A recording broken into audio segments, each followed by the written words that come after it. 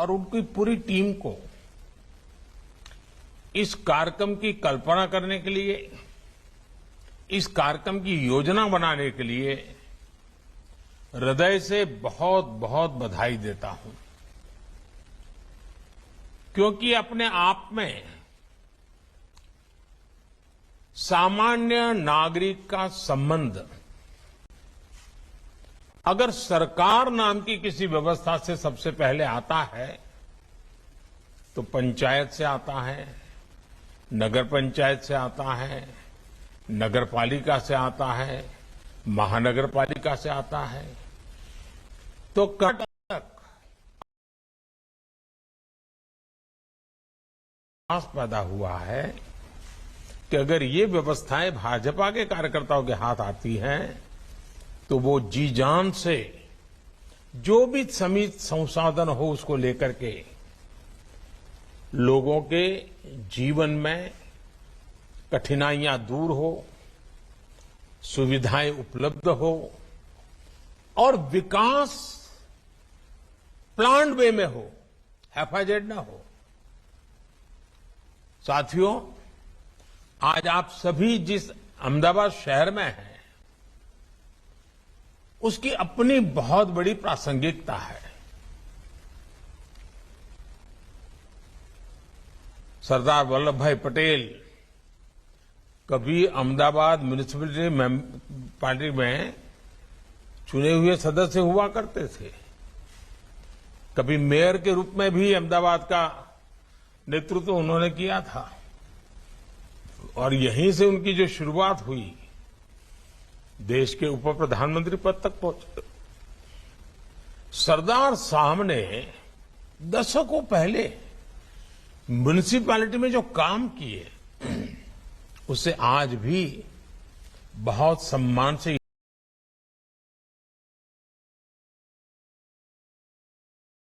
नए शहरों को ले जाना है।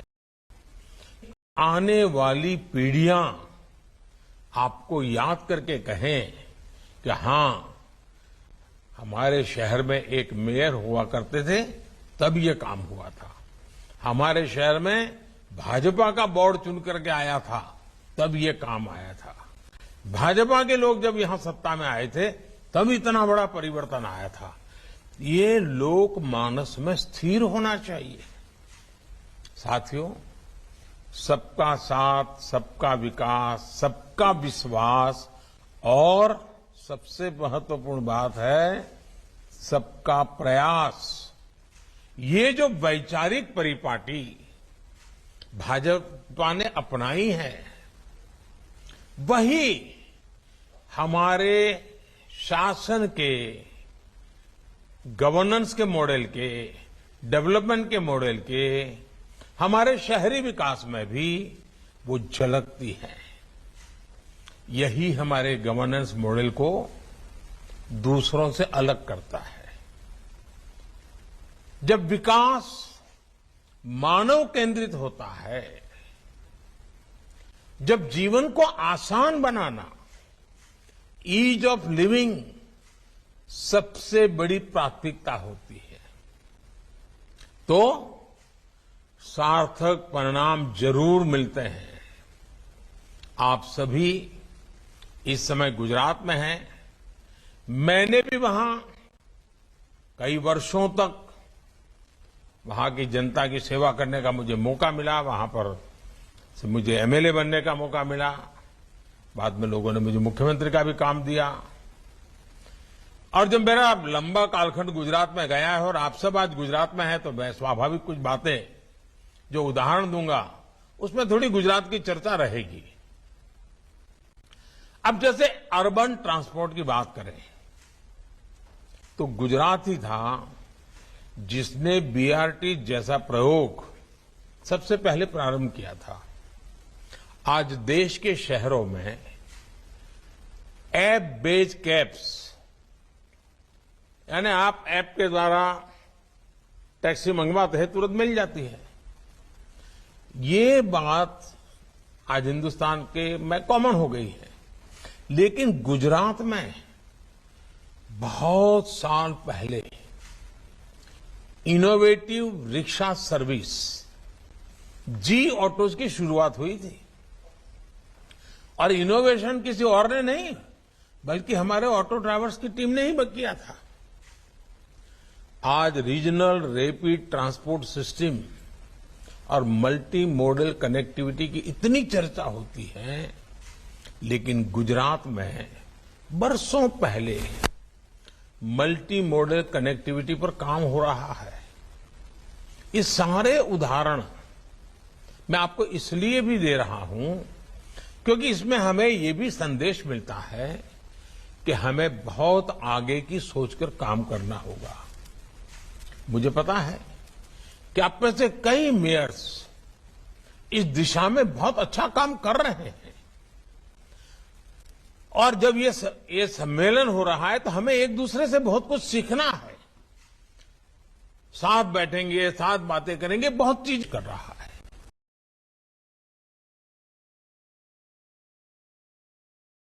मेट्रो नेटवर्क 250 किलोमीटर से भी कम था।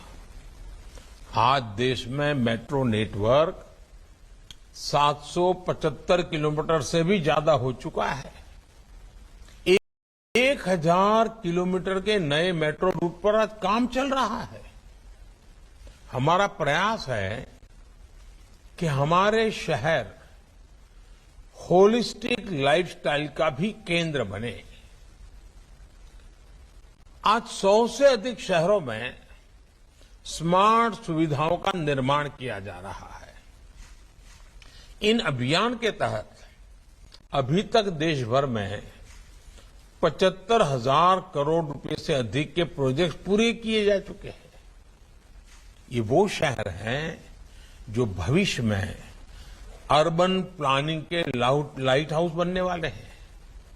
साथियों, हमारे शहरों की एक बहुत बड़ी समस्या अर्बन हाउसिंग की भी रहती है। मुझे याद है कि मुख्यमंत्री के रूप में शहरी निकायों के साथ मिलकर हमने झुग्गी में रहने वाले साथियों के लिए बेहतर आवास बनाने का अभियान शुरू किया था। इसके तहत गुजरात में हजारों घर शहरी गरीबों को, झुग्गी में बसने वाले परिवारों को पक्के मकान देने का बड़ा अभियान चलाया।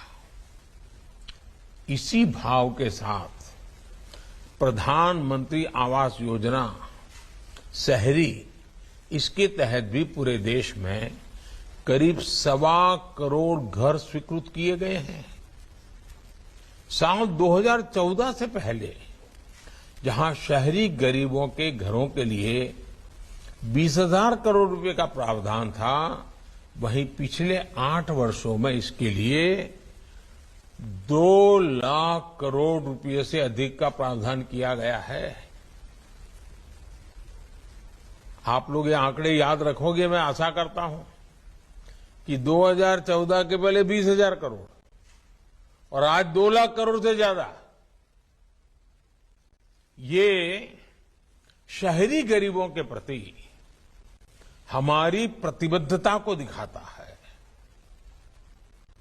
लेकिन ये हमारा दायित्व बनता है, जब सबका प्रयास, सबका विश्वास, ये कहते हैं, क्या इन लाभार्थियों के बीच जाके हम बैठते हैं जो झुग्गी झोपड़ी में है, जिनको घर आगे चल के इनको कभी जाकर के विश्वास देते हैं क्या?